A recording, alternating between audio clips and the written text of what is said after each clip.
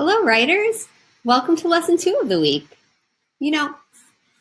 Last week I was reading over somebody's writing and I was just so impressed by the amount of details that this student had included in his writing that I had to call him up. And I said, "Oh my goodness, how were you able to include so many details in your writing? I learned so much from your book." And he told me, "Mrs. Miller, I thought back to that lesson that you taught me back in our last nonfiction unit on squeezing your brain to come up with more and more information." And after I got off the phone with him, I got to thinking, I think that's something that we should all be doing. So today, I want to teach you that nonfiction writers think of everything they know about a topic they are writing about. They squeeze their brain to think of as much as they possibly can about their topic. Then they write with great detail to help their reader learn more. In our last lesson, we thought about chapters that we could include in our What Would Win book on summer versus winter. As I write each chapter, I'll want to make sure to think of everything I know about these topics. I might even rehearse listing them out loud or in my head. Listen as I squeeze my brain and think aloud for chapter 1. Chapter 1 is on summer versus winter weather. So, let me think about everything that I know first about summer weather. Well, let's see.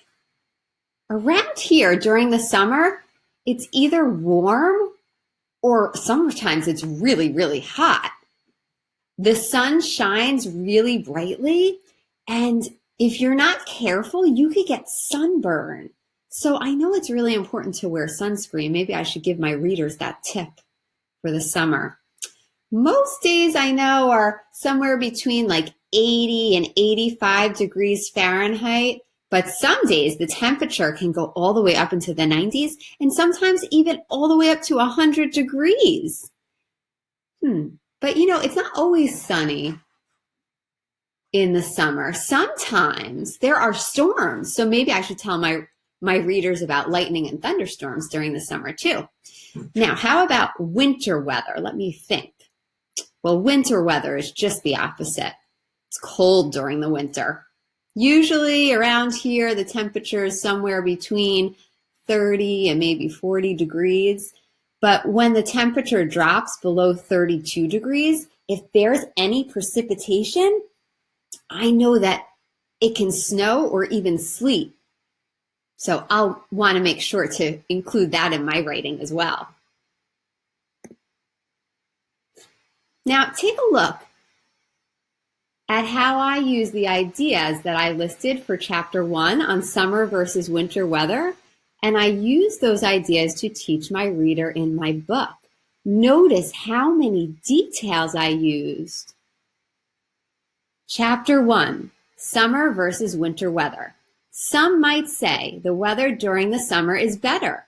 Some might say the weather during the winter is better. Who is right? Let's explore what the weather is like in both of these seasons, and then you can decide. During the summer, the sun shines brightly. You can feel the rays of the sun warming your skin if you sit outside on a sunny summer day. You have to be careful, however, because the sun can be so strong during the summer that you could easily get a sunburn. This is why it's very important to wear sunscreen when you are out in the sun. Where we live, most days the temperature during the day is about 80 to 85 degrees Fahrenheit. Yet there are days when the temperature rises to 90 degrees or even 100 degrees. On these days, it is very hot and you might sweat a lot. Also, not every day is sunny. During the summer months, we also have thunder and lightning storms. During these storms, it is best to stay inside to keep safe.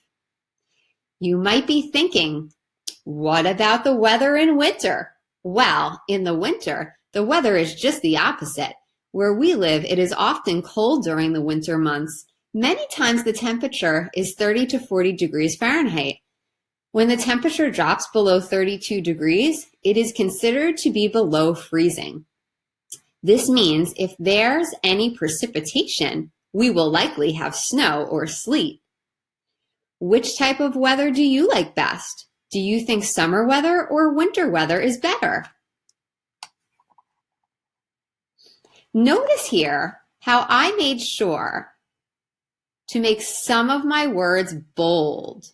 These are words that I will include